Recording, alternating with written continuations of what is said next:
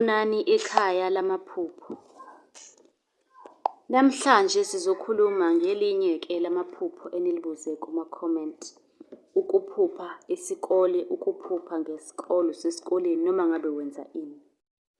Uma unombuzo uyakwazi ukuthatha inamba lapha usibhalele izincwadi zamaphupho sezikhona 400 rand.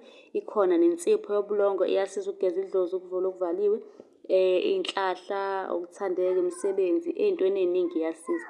I-100 rand. Bese siba ne-turmeric soap esiza kwi-skin nayo i-150. Kanti-ke namhlanje sikhuluma ngokuphupha isikole. Ngabe-ke khona-ke kubika ukuthini? Lokho sizokucacisa. Ukuphupha ngesikole noma ukuphupha usesikoleni noma ukuphupha ufundiswa, ngabe use-primary, ngabe use-high school, ngabe use-varsity. Lokho kubika ukuthini?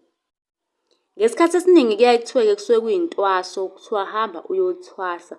Noma kusho ukuthi kusamele uqhubeke nokufunda empilweni yakho ukuze uphumelele. Ngoba kuyenzeka abanye thola umuntu uyayivilaphela nje kanti impumelelo yakhe vele ilele lapha ekufundweni. Ngoba kunabantu vele impumelelo engaleli ekufundweni. Thola ukuthi umuntu nje unesiphiwo sakhe, hlampe nje uyikhandela izindlu nje isiphiwo sakhe, yabo.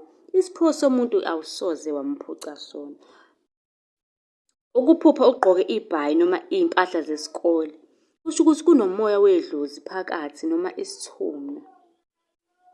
Kungenzeka ukuthi uzoba umthandazi, ukhulekela abantu, ulapha abantu ngemithi, izinto ey'kanjalo nje. Kodwa kunesiphiwo onaso owasiphiwa abantu abadala.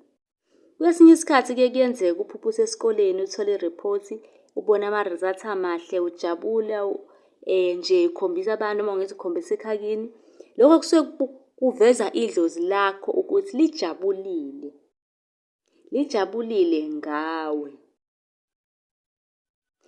Kuyenzeka-ke kwesinye isikhathi amanye amaphupho ahambisana nesikole kube nalawo. Uphupha usesikoleni ubhala isivivinyo i-exam, uphupha uthisha wayekufundisa, uphupha uthisha ekuchazela okuthile. Uma unombuzo-ke nawe sicela ubuze lapha kwi-comment okanye usilandele ku-YouTube, usilandele ku-TikTok, usilandele ku-Facebook. Igama nje liyafana, sichaza amaphupho. Ningakhohlwa ukusubscribe ukuze nizothola ulwazi olanele ngamaphupho. Nisale kahle.